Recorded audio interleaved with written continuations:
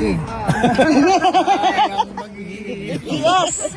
What do you have to say po? Since we know you have been observing since day 1, day 2, bago ho mag-present ang depensa bukas. Since day 1 and day 2, how was your observation po? Kasi natanong na namin si Atty. Degra at Atty. Sal, kayo, we never asked you po about this. Wala kang, as of now, prosecution pa lang nagrepresenta Opo, ng ano. We opo. cannot make any comments until we have heard the side of the defense.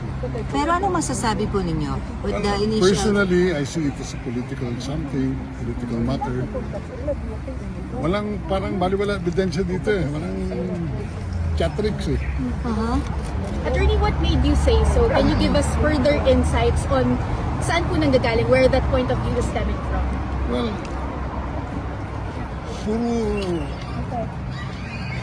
puro storya lahat na hindi natin alam anong oras, sino, kailan, no?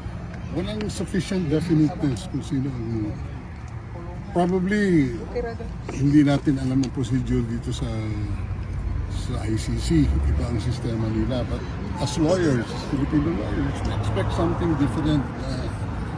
Bigyan nyo kami ng nakikita namin na masasagot namin ng tama. Attorney Major Dea, could you tell us more about yung sa meeting yung kagabi with Kaufman? I mean, how was it? Ano lang yan, socials lang yan. Okay. Hindi po na pag-usapan yung strategy or how the defense would approach? Alam mo, it's trabaho nila yun. We do not want to intervene with what they're going to do. Of course, kanila lahat yan. We're just here to observe. And we were hoping that we could get a glimpse of our beloved president, but unfortunately, hindi pwede. So that's where we are right now. Pero Attorney Kaufman mentioned that every hearing daw, you see each other and then you brainstorm, you deliberate. Dahil parang kinukuha rin ata ni Attorney Every Kaufman. hearing, I mean, at the end of the hearing ata nito, sir, the confirmation hearing ano siya. lang, the first time we met with him was last night. And the other day when we had a short talk during the lunch break, we didn't talk anything about strategy of the hearing. As you mentioned, kahit this is political, so kahit anong ebidensya. What do you mean by that? So, Then, personal na ano ko yun. Alright. Personal observation ko yun. Oo. Bigyan nyo kami ng laman para makita namin ano itong pinagsasabi.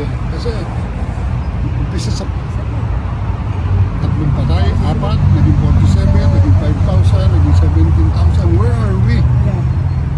Hindi accurate. And they're saying it's a crime against humanity. Have you watched yung mga criminal cases ng araw during the times of war? Ano yung crime against humanity? Hundreds of thousands being killed. Here, we're doing something. It's a national policy. Anong pakialam ng ibang nations dito na itong gusto namin gawin para tumahimik naman yung bansa namin. Pagod na kami. Pagod na siya. He saw it as a last alternative. Baka ito ang pag-asa ng linisin natin ang sarili natin. And we were on the right track. Unfortunately, our president had only 2 to 3 years to govern. No? Nabutan tayo ng COVID. 2 taon nang nawala sa kanya. Pero sa 2 taon na yon, ano nakita ninyo? Wala? Sabitin nyo nga ako. Marami, sir. Maraming nabago, sir. Ano naramdaman nyo? Sino best friend ng presidente? Kayo, ang taong bayan. No. Wala siyang iniisip. Hanggang ikukulong na lang siya, kayo pa rin na nasa isip niya. Masasabi ko lang kasi ako huling kasama niya bago kami nagkahiwalay. So, ES, would you say na walang katotohanan yung common plan, yung parang sinasabi po, in-establish po ng prosecution during the confirmation hearing? Alam mo, ito nga, natutulog na lang kasi tulog na tulog. Nag-aabang na something substantial o matapos na ito. Wala kami nakikita. As Filipino lawyers, hindi lang procedure. Sir, ano pong comment niyo dun sa photo gallery na high value target kill list? Yung photo card. Yung pinakita ni PRRD na may mga mukha na Yung high drug value, list daw. drug list, high value Well, target. meron siyang national policy. Ito ang mga taong binigay sa akin na involved sa mga drug trafficking. Bigay ito ng mga polis ko, hindi sa akin to. Part of the system yan. Meron tayong war against criminality, war against it. So, buti nga sinasabi, ito yung mga taong may mga kasalanan. No? Sir, any comment po sa paggamit po ng prosecution ng sariling words po ng former president about his policy? Tinatapos ba nila yung words ng dating presidente? Patayin natin, pero tapos you go. Do not go beyond the law. Otherwise, you're worse than criminality. Basahin nyo lahat yung mga pinagsasabi. Alam nyo, napansin ko, tuwing lumalabas ang boses ng presidente, nabubuhayan ng Pilipino eh. Miski na boses dyan nung nakaraan. Do you think, sir, that the parts of the speeches were taken out of context po sa... Obviously. Kasi they're not picking. Ano eh, sinusuppress nila yung ano nasa loob eh. At saka yung mga... Bakit yung nagsosona siya? Ito ang aking war against drugs. What was the most applauded part of the speech? His policies against criminality, against drugs. And yet, he's being crucified now. Attorney Delgra, how would you ang sabi respond po kung ng malaman niya sa prosecution, Claire Castro sorry. na sinasabi niya hindi dapat na gamitin yung arguments na pagpapadala dito kay PRRD sa The Hague because matagal na daw po naisampa yung mga kaso laban sa kanya. Alam mo, hindi ako makasagot kay Claire Castro kasi minsan parang naniniwala siya sa sinasabi niya. Attorney, be that as it may, it still stands in court that the defense will have to debunk or chip away from the arguments of the prosecution and the victims' counsel, even if you're frustrated by them. Attorney Salas recommended questioning the jurisdiction, but apart from that strategy, what else would you recommend to the defense counsel on how they could further debunk so that the charges will not be confirmed? There is nothing to debunk. They have not proven their charges against the accused. So what is there to debunk? You feel that that would be enough defense to actually stop the chamber from confirming the charges against the former president? The accused is presumed innocent and then proven guilty. The prosecution has the burden to prove its case. So kayo, sir, you came here just to observe and hopefully to see the former president, not necessarily to corroborate with the defense team here of the president. Walang gano'n, sir, na walang kayo mga inputs. Meron Sa din. ngayon, nag-observe ito. Okay. Sir, do you feel that there is a need for some of the Filipino lawyers to be accredited by the ICC so that you can participate in the floor as well? Meron din ang mangyayari doon. Mag-a-apply din ng accreditation. Around when, sir? Do you have a specific timeline or at least a target kung kailan kayo Siguro pag nagkausap pa kami ng kabila. Attorney Delgra, kampante sila, lawyers of the victims, the prosecutors, na ito magtutuloy-tuloy sa confirmation of charges. Well, that was what Mako-confirm. they said, especially up to the end of the second day, which was actually their day, which is to present the prosecution side of the argument, asking the confirmation of charges so the trial will proceed against the former president. So let's hear it tomorrow on what the defense will say in order to debunk, as what Attorney Salam said, the prosecution's version, and hopefully convince the court that the charges are not sufficient to proceed to trial and therefore should be denied. And if that happens, and we pray that it happens, even praying against hope that it happens, that will be the cases will be dismissed and our Tatay Digong will be brought home alive and well. So meron mo kayo mga inaasahan na sasabihin or representa ng prosecution, rather, ng defense bukas? Is there time tomorrow sa third hearing? Well, I would expect, without getting into the details because hindi nga namin pinag-usapan yan Opo. with the defense team, the Attorney Kaufman will raise a very strong defense against confirming the charges against the former president. That despite na sinabi niyo hindi substantial ang present ng prosecution. I agree with that. Kaya, Especially pagdating doon, well, himay-himay natin ng konti. The prosecution obviously utilized, no? What we understand that there are about hundreds, if not thousands of pieces of evidence that they have gone through and reviewed. We don't know what, we don't know where, what they are, but marami. And siguro, their strongest bet, they presented it yesterday. One of those was the video doon sa alleged shooting sa Agdao Public Market in Davao City. By the way, I'm from Davao City. I'm familiar with the place. Pagkatapos ng hearing yesterday, there was a quick rebuke from the author of that video. No? The journalist who took that video. And everything, according to him, is not what the ICC prosecutor was trying to portray before the ICC judges. So, yun po. Yun pa lang, talo na sila doon. Pagdating naman doon sa mga representative of the victim, it's all rhetorics. It's all rhetorics. Walang not a single piece of substantial evidence because that is the basis of the ICC to determine whether there is substantial evidence to confirm the charges. Wala po. It's all a rhetorical narrative to say that they even mention it's a war against the poor. Nakapagtataka yung former president po is close to the poor. At marami pong sinabi si Attorney Kaufman during the opening statement about the social reform agenda of the president. So, what is there to say that it is a war against the poor? It is a war against illegal drugs, yes, but certainly not against the poor. Attorney Medialdea, with the way things are going sa takbo po nung mga nakaraang araw, do you expect the prosecution to present their witnesses at this stage in the hearing? Wala pa. Not at this time. Confirmation of charges pa lang.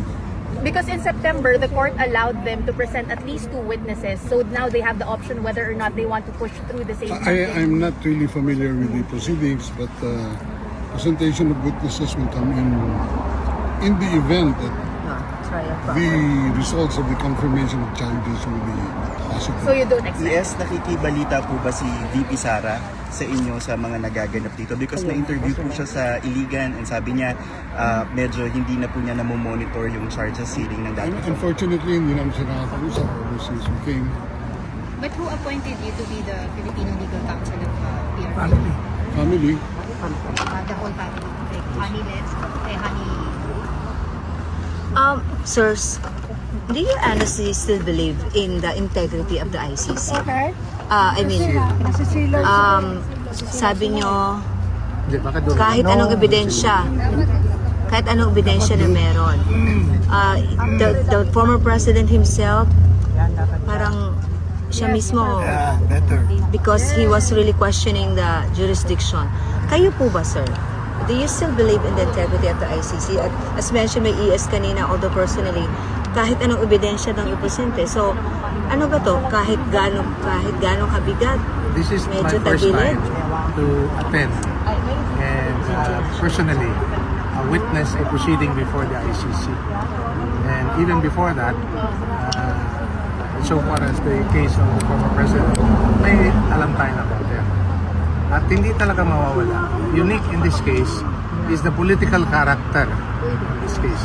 Tanggalin mo yung political dimension, we're very confident that the former president would win his day in court.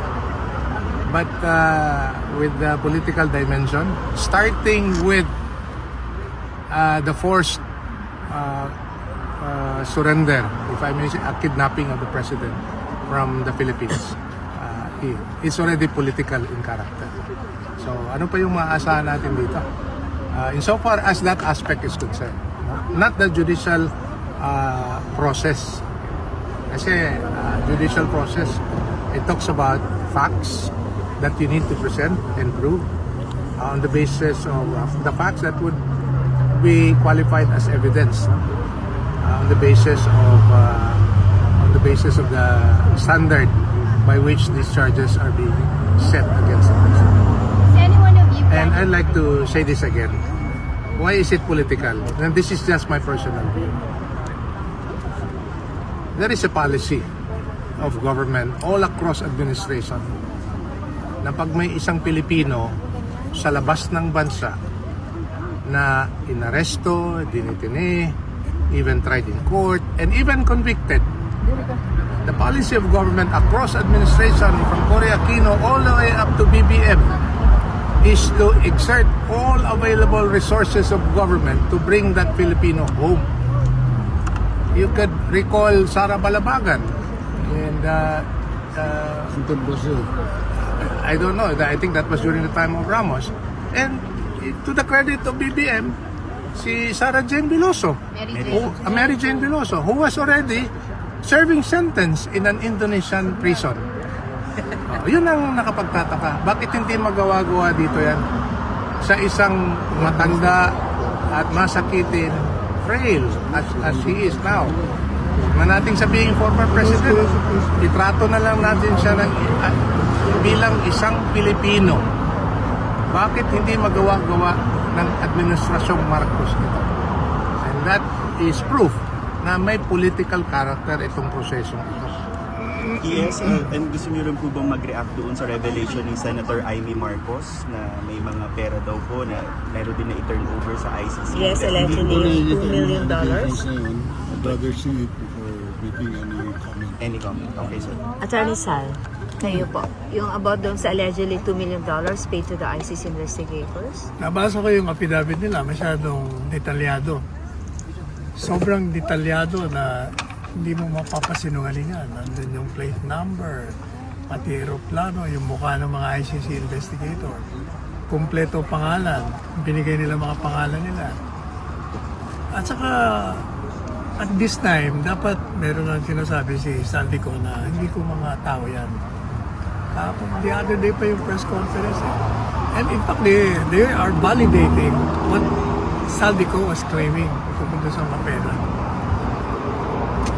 So on the basis of that, mukhang totoo. Mahirap gumawa ng gano'n. Italyado eh.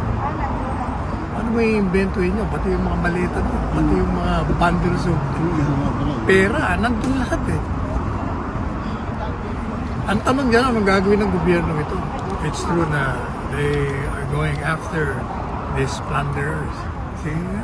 Nandiyan na ebidensya. Nag-press con po kanina si Senator Amy showing yung Paimbestigahan daw. Opo, Yes. who investigate.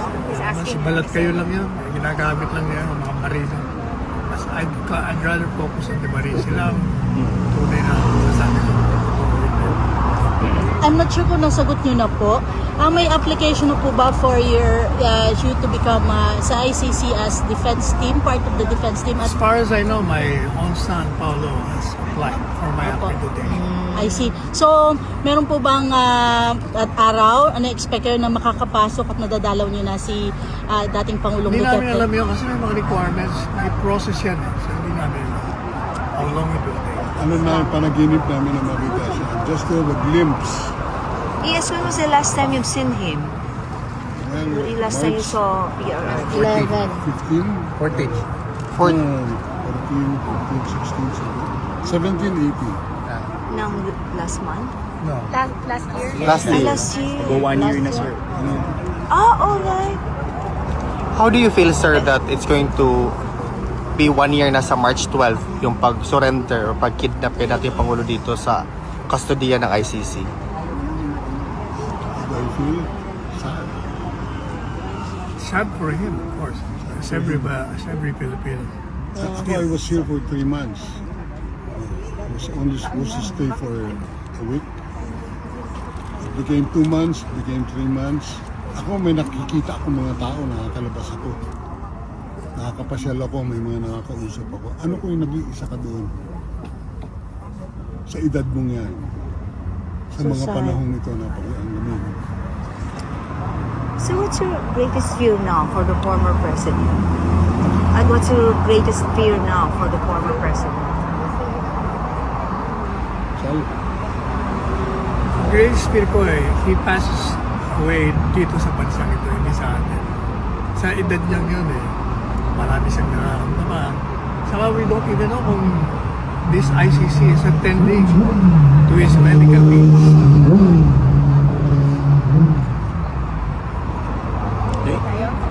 Thank you, sir. Thank you, sir. Mabuhay po kayo. One